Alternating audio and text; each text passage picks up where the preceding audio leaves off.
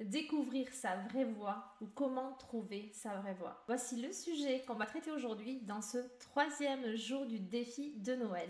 Nous nous retrouvons en effet tous les jours pour partager ensemble de la technique vocale avec des vidéos très courtes de 2 à 5 minutes maximum pour que vous puissiez suivre ce défi tous les jours avec moi. N'attendez plus, abonnez-vous à la chaîne pour être sûr de pouvoir suivre le défi en sa totalité. Bonjour à tous, moi c'est Gaëlle Budier, je suis coach vocal, voix parlée, voix chantée, stratégiste vocale pour orateurs et fondatrice de GB Academy. On n'attend plus et on passe directement au sujet du jour.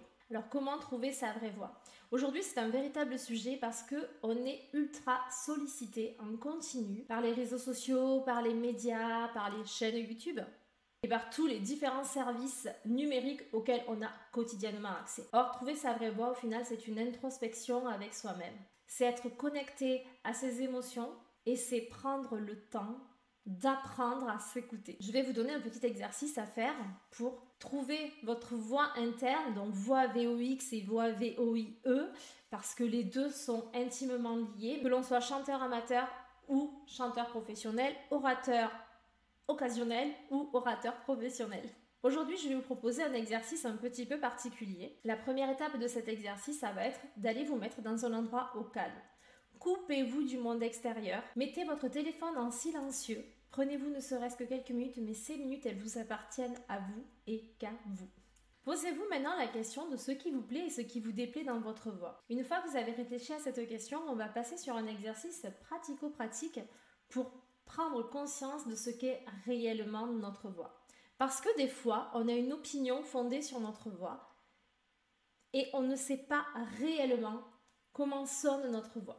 Vous allez prendre votre téléphone portable pour utiliser une application qui va vous permettre d'enregistrer votre voix. Et là, je vais vous demander d'abord, en voix parlée, de vous présenter. Bonjour, je m'appelle Gaëlle et je vis aux États-Unis. Maintenant que vous l'avez enregistré, écoutez réellement au calme et de façon le plus objective possible cette voix.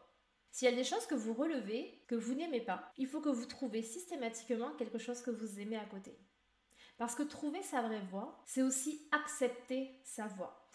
Et le chemin de l'acceptation est ultra important pour assumer sa voix. Contrebalancer vraiment cette opinion que vous pouvez avoir de votre voix. Maintenant qu'on a fait cet exercice avec la voix parlée, je vais vous inviter à le faire avec la voix chantée. Pour que votre voix sonne le plus vrai possible et dépoussiérée de toute imitation que vous pourrez avoir si vous chantez une chanson que vous connaissez, l'objectif va être de tenir une des syllabes de votre phrase.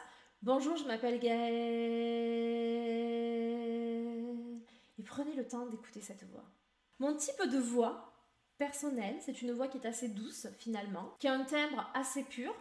J'ai pas de granulons dans la voix, j'ai une voix qui est relativement aiguë, j'ai une voix qui est relativement neutre au niveau du timbre, il n'est pas plus marqué que ça. J'ai un accent qui vient du sud de la France et qui me donne un côté un petit peu chantant. Donc voilà les principales caractéristiques de ma voix parlée et qui se transforment du coup dans ma voix chantée. Parce que si je chante juste pour chantonner une chanson,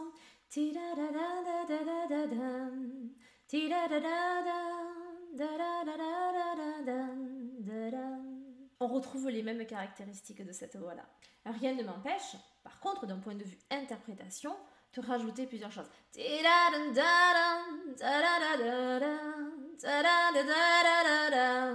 Lorsque vous voulez chanter une chanson, vous allez me dire il est difficile forcément de conserver sa vraie voix parce que suivant la chanson qu'on va chanter, on va vouloir ajouter telle ou telle chose et il n'y a aucun problème à ça. Ce que je conseille à mes coachés très régulièrement, c'est qu'on va se servir de l'original de la chanson pour apprendre les notes parce que bien entendu à un moment donné il y a une mélodie qui a été écrite et même si on a des droits d'interprétation et des libertés d'interprétation, on doit quand même reconnaître la chanson.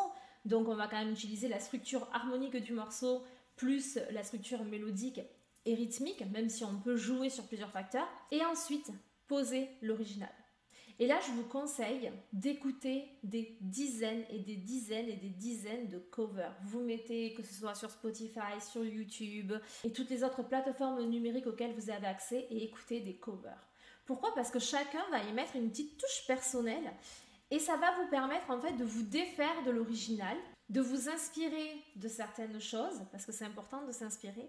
Et si vous en écoutez des dizaines et des dizaines à raison d'1 à 2 fois chaque cover et que vous vous attardez pas de trop sur un cover en particulier, vous serez inspiré par les autres, mais vous ne serez pas en imitation de quelqu'un d'autre. N'hésitez pas à me partager vos résultats en commentaire juste au-dessous de la vidéo. Abonnez-vous et activez la petite cloche pour être sûr de recevoir la notification de la vidéo de demain de ce grand défi vocal. Le sujet, le vocal fry. Je vous dis à demain, prenez soin de vous et de votre voix.